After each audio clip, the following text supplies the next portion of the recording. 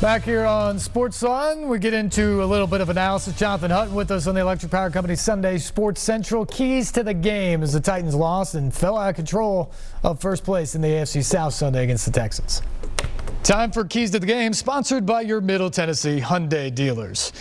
What a strange game, Jay Hutt. The Titans with more yards in every phase, especially in the first half, but they failed to score before halftime for the fifth time this year. The Titans aren't known for starting fast, but they had opportunities to grab the lead today. They lost a 3-point game where the Titans saw 10 points come off the board in the first half because of the Whitney Merciless interception and the blocked field goal attempt.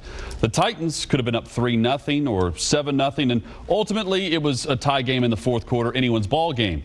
But those missed points early cost them a chance to not just grab the lead, but change the arc of the game. Instead, Steve, it was their fifth scoreless half, and they've now lost all 5 of those games. Yeah, and you just hit on a couple of them, but the mistakes they've been able to overcome in recent weeks were costly today. Yeah, and in a tightly contested divisional matchup, you have to take advantage of scoring opportunities. They moved the football, they just didn't cash in early, and that's why they never really threatened to win this game. There's a lot to love about this offense since Tannehill took over, but this slow out of the gate offense is one area they haven't improved. They've failed to score first in 11 of their 14 games this season, and they've trailed at halftime in 7 games, and it's hard to repeatedly dig yourself out of those holes week after week. During the Titans' 6-1 surge, they always seem to come up with the big play, and nobody had the answer. Today, the Texans did with consecutive fourth-quarter drives for points. And this game felt like a heavyweight slugfest, a big fight. And credit the Texans for delivering the final big uppercuts. And while those punches didn't knock the Titans out, Houston was able to win by unanimous decision. The game was tied with 13 minutes to play, and in crunch time, Deshaun Watson went to DeAndre Hopkins 4 times for 94 yards in the fourth quarter to close out the game. The Titans had no answer for Hopkins in man coverage, and when they played zone, they could not get pressure, producing just 1 sack all day and allowing Watson to make the off-schedule plays that ultimately were the difference. It was code blue at Nissan Stadium on Sunday. Now it's code red for the Titans' playoff chances. Yeah, still opportunities thanks to the Steelers' loss against the Bills on Sunday night. So here's your scenario now if you're the Titans. First off, there still is a shot to win the AFC South. For that to happen, first off, you're watching the Texans in Tampa Bay against Jameis Winston and the Bucs on Saturday. Bucs, by the way, have won 4 straight games now. If the Bucs can make it 5 in a row and win at home against the Texans on a short week on the road, then that sets up an opportunity for the Titans, if they can beat New Orleans on Sunday here at Nissan Stadium, then to go to Houston with the division on the line in Week 17, because then you'd have the same record. You would both be 9-6 at that point. And whoever wins in Week 17 would then go to the playoffs. And the losing team would probably be out, although the Texans would have a better shot to sneak in as the wild card.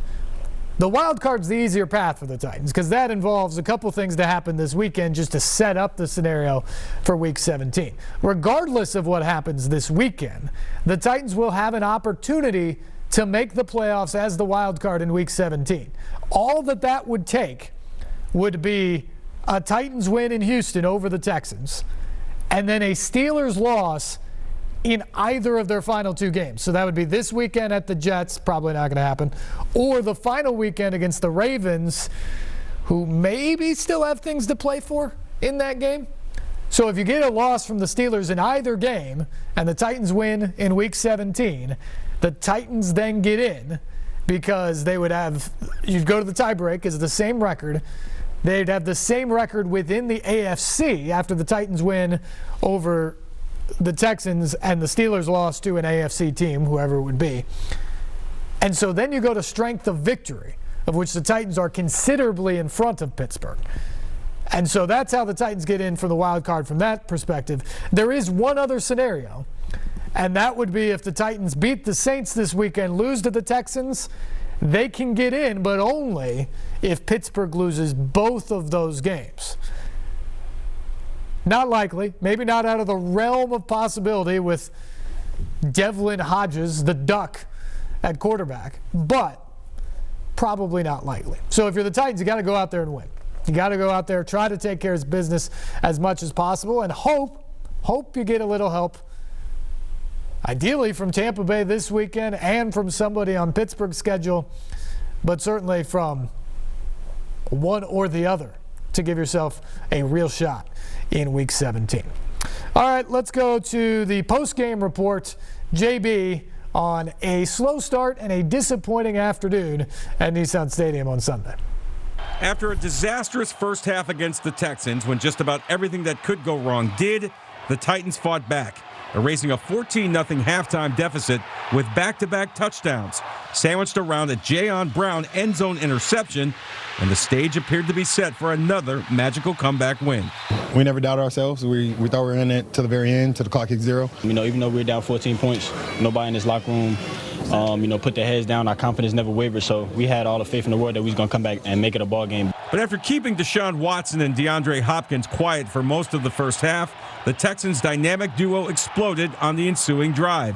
Hopkins with a 35-yard catch on the first play, and then 2 plays later, a 17-yard scramble by Watson, which set up the go-ahead touchdown run by Carlos Hyde. You got to contain him the whole game, and unfortunately we didn't do that. So, the outcome it is what it is. Defense, we didn't hold it. We didn't hold it down. We didn't hold our end of the bargain when it came late in the game. They made some plays, and DeAndre Hopkins got a couple good catches. So that's football right there. After the Titans were forced to punt, Watson led the Texans on a 12-play, 85-yard drive, ending in a field goal, which proved to be the difference. And it's going to be tough just trying to come back, so we just got to, like I said, stay consistent early and just do what we do. We didn't play a 4-quarter game. We came out slow and weren't consistent enough in the first half, and that's something that we're going to need to fix. All right, thank you, JB. Take a look at the game stats sponsored by your Middle Tennessee Toyota dealers. The Titans outgained the Texans 432 to 374. Did better in both the air and on the ground, and they win the turnover battle 2-1, but come up short in the only place that matters, the scoreboard. Bring Jonathan Hutton back in here at the smart screen. Tough one to lose when you see those numbers. This video makes it all the more frustrating because Deshaun Watson and those great Texans receivers took advantage of a beat-up Titans secondary. Yeah, no Adoree Jackson again today. And in man coverage, because of the help over the top with Hopkins, they were going to Kenny Stills, and we saw Logan Ryan and LaShawn Sims get beat. Ty Smith as well here. Again, more coverage over the top, safety help, man coverage. They're going to Kenny Stills because of the help for Hopkins. And later, zone coverage, the pressure's not getting there, and you see the ability of Deshaun Watson scrambling out of the pocket. It gives his receivers time to make plays, specifically number 10. 4 catches, 94 yards in that fourth quarter. Big chunk plays that sealed this victory for Houston. It doesn't get any either with Drew Brees next week and then this Texans team again in a couple of weeks. Meanwhile, the Titans may have a star of their own at receiver in A.J. Brown, who's becoming a bona fide number 1. He's now the first player since Drew Bennett in 2004 to have 4 games in a season of 100 yards receiving. He's been exceptional, and he's doing it in multiple ways. He's finding ways to get open down the field. We were told during the draft he was too slow. That's not the case. Maybe he wasn't able to get off of man coverage. That's also not the case. And showing off the big hands here and the strength and the power, he's doing a nice job consistently week after week of finding big plays for his quarterback. A star is born. A.J. Brown, the go-to guy for the Titans.